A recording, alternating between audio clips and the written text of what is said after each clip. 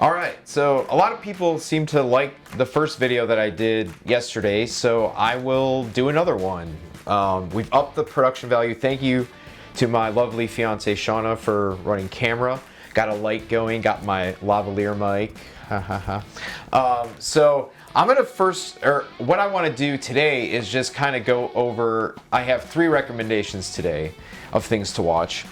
And the first one I'm going to talk about is the very first movie I ever got to see at the Cedar Theater. Cedar Theater, which is currently closed because of all this coronavirus stuff, is the end-all be-all of art house cinema in Cleveland. If it's an art house film, it will play at the Cedar. So as a youngster, I was a West Sider. I'm kind of a lifelong West Sider.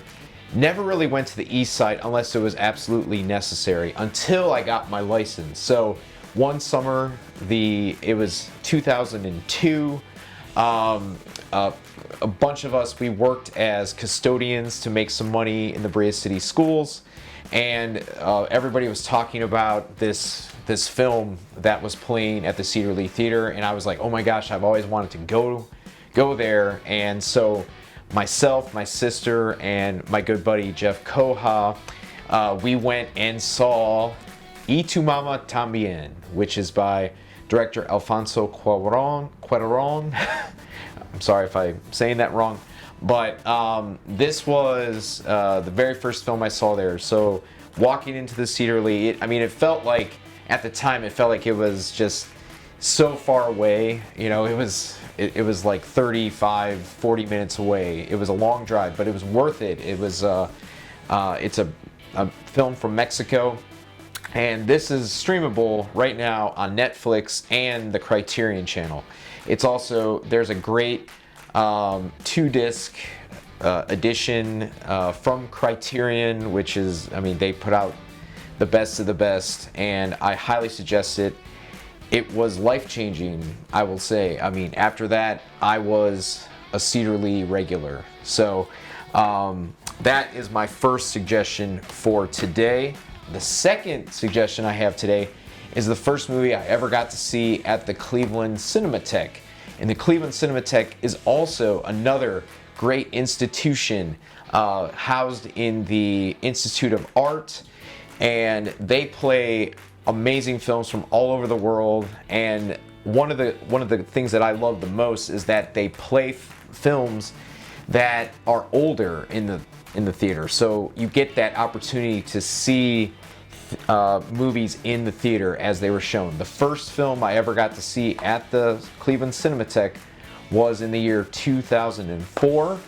It was the 40th anniversary of Stanley Kubrick's Dr. Strangelove.